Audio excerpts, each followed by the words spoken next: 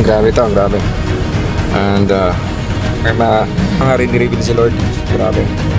Hindi mo to. Ito yung notes ko eh. Ito yung paglalakbay ng mga Israelita sa wilderness. So yan yung red, nagmula dun sa Egypt yan.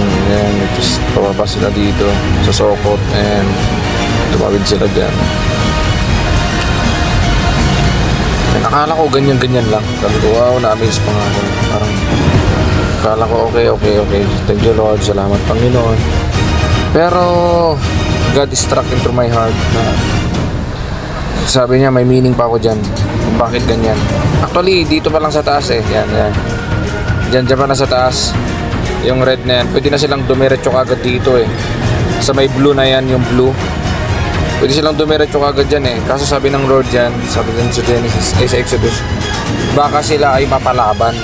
Baka mapalaban sila doon and mawalan pa sila ng pag-asa. Kasi hindi pa sila sanay sa pakikipaglaban dyan eh. Kasi kalalabas nga lang nila dyan sa Egypt. So dumaan sila pababa sila ngayon. So akala natin ganyan lang, pero may purpose pa lang Lord. Tapos dito, yan yung lugar ng Mount Sinai, dyan sila nag-travel sa Red Sea. Yan, ito yung Mount Sinai, dyan nagbigay ang Lord. Pero pala ibig sabihin niya, at ito yung tumutugma sa Aramaic letter alphabet. Yung Aramaic alphabet. Ano ba yung Aramaic na yan? Ito pala ay may kinalaman dito sa Lamed, Yo, dyan sa sa P, dyan sa To, and grabe. Tingnan natin dito. Tingnan niya kung ano yung parang yan, yung diretso na yan, pababa na yan hanggang doon sa Etam. Tingnan nyo kung ano yung letter hanggang yung sa pinakauna, yung sa land of Goshen hanggang doon sa Etam. Ano yung parang letter dyan? Pansin natin, para siyang bumulusok na parang letter J ba yun? Okay, so hanapin natin siya. Pero yan, pabulusok. Parang letter J, Lamed. So Lamed yung pinakamalapit na letter. Makita naman natin, nakikita nyo naman. Lamed, okay, Lamed. The meaning of Lamed, the original meaning of Lamed probably was prick, sting, stice, goad. Tapos sabi dito, as a shepherd might prod cattle to perform some actions. Ibig sabihin, i-instruct yung cattle na yon o yung tupa na yon para bang ihuhook niya, i-instruct niya, oy dito ka, parang gano'n. Dito ka. Nakita natin, Lamed yan ha. Next is pag hanggang doon sa Etam, nakita niyo sa Etam, hanggang doon sa Mount Sinai, pataas yan, parang yan, pataas. Ay hindi, parang naging double bracket. Next yan is, ito yung letter na Ayen. Kasi pa yung letter na Ayen? Ayen, ito. Yan, Ayen.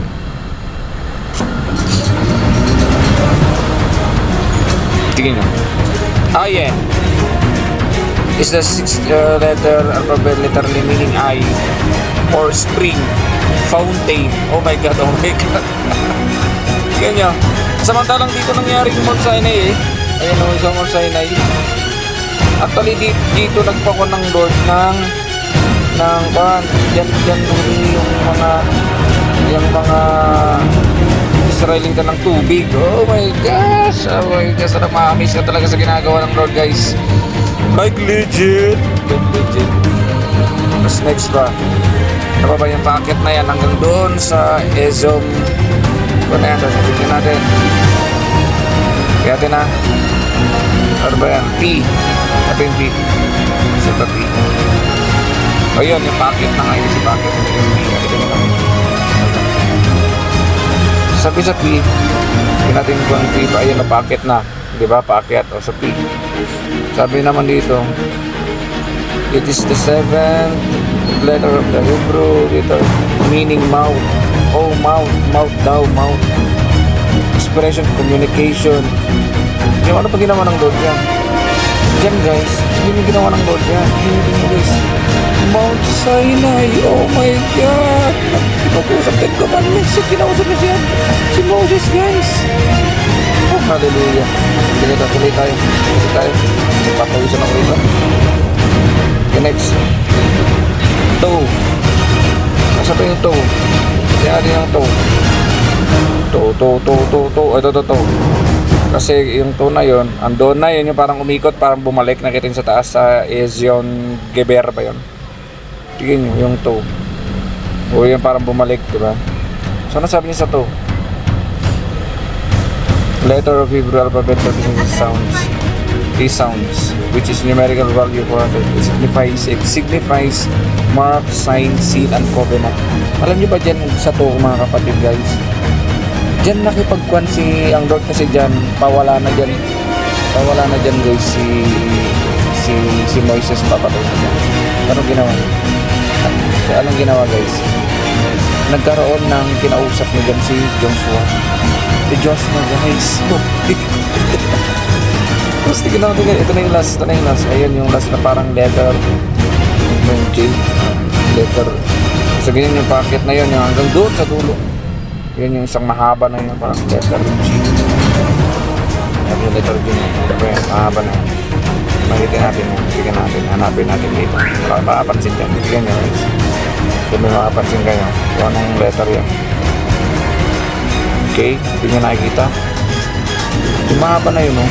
Oh, ano ba? Wow. Ay, yun yung mahaba yung wow pa lang. Wow. Mahaba yung packet. Tuloy ko yan. Yun yung wow. Ayan, tingnan natin. Yan yung mahaba na yan. Kasi paikot yan eh. Yung isa na yung pahaba siya. Ayan. Yun nga. Yung wow. E di wow. Yan yung ibig sabihin ng wow, guys. Tignan nyo. Literally means to hook or to tempt. Okay. Function leads as agreement and grammatical. Ba't ano ba nangyari dyan? I-connect mo daw connection. Meron ng connection o yung grammatical error ng ILTF. Connector pala, connector. Pwede kayo kasi nangyari guys. Yan yung last na journey nila oh. Kinonnect na ng Lord sila Joshua. Kinonnect na sila ng Lord doon sa promised land. Oh my God. God bless mga kapatid. God bless.